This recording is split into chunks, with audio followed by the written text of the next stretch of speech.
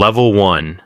Devil Bill's son. You are 7 years old. Your father is home. This is a rare thing. He stands in the middle of the kitchen and counts his money on the table, stacking bills into towers while you watch. He never keeps it in a bank. He says banks are for men who don't trust themselves. He carries at least $1,000 in his pocket at all times, and he wants you to see it. He wants you to feel what that looks like. Then he picks you up, holds you above his head, and drops you. Your back hits the floor. You look up. He is smiling. He reaches down and helps you to your feet. Never trust anyone completely, he says, not even me. His name is William Avery Rockefeller. The neighbors call him Devil Bill. He travels town to town selling cancer cures out of a case. The cures do not work. He charges $25 a treatment anyway. He has a second wife in another state, and she does not know about your mother. Your mother does not know about her. You are too young to understand any of this. But you are watching your father count money on the table, and you are already memorizing the shape of it. Level 2. Ledger A. You are 13. The family has moved again, this time to Cleveland, Ohio. You are good at numbers, better than good. In school, you can hold long columns in your head while other boys reach for paper. Your mother is the one who feeds you, prays over you, keeps the family standing while your father is away for months at a time. She teaches you one thing above everything else. Willful waste makes woeful want. You do not waste anything. By now you have saved $50 working for neighbors and raising turkeys. You keep a small red book. You write every cent you earn and every cent you spend. You call it Ledger A. This is not something your teacher told you to do. This is not something any adult suggested. You are 13 years old and you are already running your life like a business. Level 3. Job Day. You are 16. It is August 1855, and you need work. You put on your best dark suit and your black tie, and you walk out the door of the family house, and you do not stop. Every business in Cleveland. You go to all of them. They say no. You go back. They say no again. You go back a third time. The same offices, the same doors, the same faces. 6 weeks of this. Every morning, dressed like it's your first day because you decide every morning it will be. On September 26th, 1855, a produce brokerage called Hewitt & Tuttle gives you a chance. Assistant bookkeeper, 50 cents a day. You are not well paid. You do not care. You celebrate September 26th for the rest of your life. More than your birthday. You call it Job Day. You will tell people later, I often tremble when I ask myself, what if I had not got the job? You already know that everything hinges on days like this, on showing up a third time. Level 4. Oil. You are 20. Edwin Drake has struck oil in Titusville, Pennsylvania, a hole in the ground in 1859, and suddenly the world has a new resource it cannot get enough of. The kerosene it produces lights every lamp in America. You look at this industry, you see chaos, prices swinging wildly, refineries scattered everywhere, competing against each other into ruin. You see something no one else is seeing, not the oil, the order that could come after it.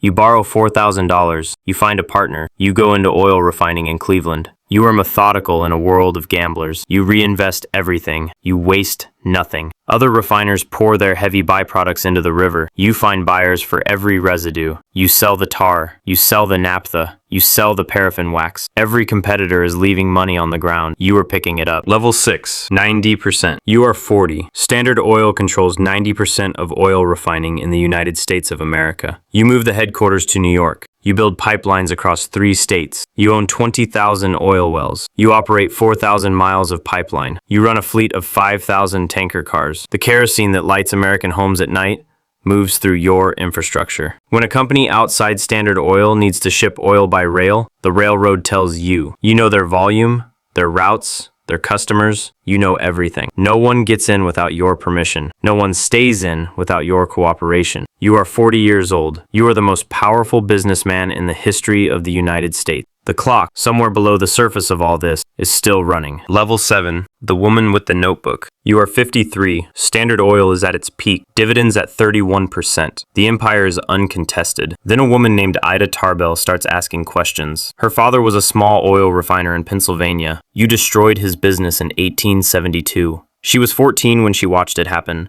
and she has been waiting ever since. She has no army, no subpoena power, no government office. She has a job at a magazine called McClure's, and she has memory, and she has notes. She begins publishing her investigation in November 1902. 19 parts. 2 years of careful, factual, devastating journalism. She names the rebates. She names the banks you owned. She names the men you broke. Standard Oil, always secretive, does not respond publicly. The silence is taken as confession. Congressman after congressman stands up with her articles in hand.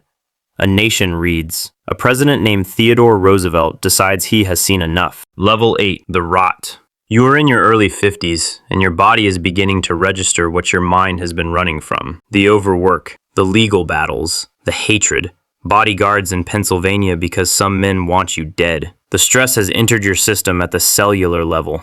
First, it is digestive problems. You can eat almost nothing, milk and crackers. You lose weight and you cannot stop losing it. Then the hair starts to go. First from your head, then your eyebrows, then your lashes, then every follicle on your body. The richest man in the world goes to a dinner at J.P. Morgan's house and sits down next to Charles Schwab, the president of U.S. Steel, and Schwab does not recognize him. "I see you don't know me, Charlie," you say quietly. "I am Mr. Rockefeller." You are unrecognizable to the men in your own world. Your weekly income is $1 million. You cannot sleep. You have stopped smiling. You eat crackers and wear a wig and wonder what the body costs to hold an empire. Level 9. The Dimes. You are 54. The doctors say you have perhaps a year. The newspapers have already written your obituary in draft, in a drawer somewhere, waiting. Something shifts. You start playing golf, badly at first, then with the same obsessive efficiency you apply to everything. You start going outside. You start giving things away. Not in the abstract. You have been tithing since you were 16. Since your first 50 cents a day, but now it becomes the purpose. You hire a man named Frederick Gates to manage what you give. You fund the University of Chicago. You give dimes to children on the street, real dimes, pressed into small hands from your pocket, everywhere you go. Thousands of children across America grow up with the Rockefeller dime story. You give away $35,000 in dimes over the course of your life. A man with $900 million pressing dimes into children's palms. Something is trying to be absolved. You do not say this out loud. Level 10. Standard Fall. You are 68. May 15th, 1911. The Supreme Court of the United States rules Standard Oil an illegal monopoly in restraint of trade, in violation of the Sherman Antitrust Act. The court orders it dissolved. Your lawyers are in the room. The journalists are outside. The nation is watching. The empire you built across 40 years, the architecture of pipelines and railroads and refineries and rebates will be dismantled. Standard Oil will be broken into 34 separate companies. Exxon, Chevron, Sohio, which becomes BP Mobile, Amoco. 34 pieces of the machine. You are at home in New York when the ruling comes. You are on the golf course. You finish the hole. You tell the other players what the court has decided. Then you suggest they all buy Standard Oil stock immediately. You already know what they do not. The 34 companies, freed from the weight of each other, will each trade at a premium. The man they just broke up is about to become richer than he already was. Level 11. The Foundation. You are 74. You have withdrawn entirely from Standard Oil. You do not run a company now. You run a foundation. The Rockefeller Foundation, established 1913, with a mission to promote the well-being of mankind throughout the world. You fund campaigns to eradicate hookworm disease in the American South. You fund medical research that will eventually lead to vaccines. You fund education boards. You fund the institution that becomes Rockefeller University. You have given away $531 million in your lifetime. The money never stops moving. You give, and the giving does not empty the reservoir. You are the richest person in the history of the modern world, and you were trying to spin yourself down to something like a clean conscience. Whether you are succeeding is a question you do not answer publicly. Level 12, 97. You are in your 90s.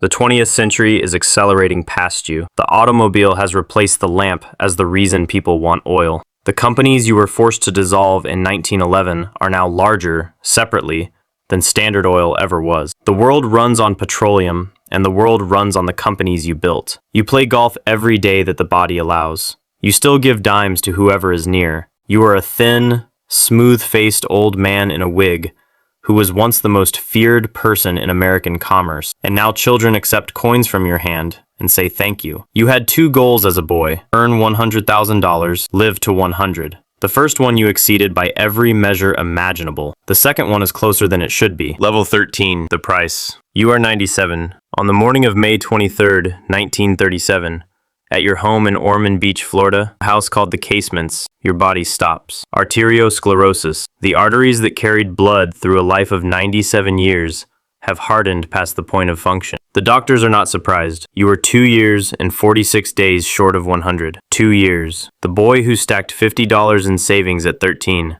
who put on his black tie and walked into every closed door in Cleveland, who built an empire from a ledger and a willingness to go back a third time. That boy wanted a century and missed it by the width of 2 winters. You gave away $531 million in your life. The companies carved from your empire are still drilling, still refining, still moving through pipelines that follow the routes your engineers surveyed. The richest human being in modern history, at adjusted value, is estimated at $631 billion in today's terms. The gravestone in Lakeview Cemetery in Cleveland has dimes on it. Visitors leave them there. A coin pressed into stone by strangers who never met you, because somewhere they heard the story about the old man who went door to door for 6 weeks in a dark suit, and they wanted him to know it worked. And now, you are history.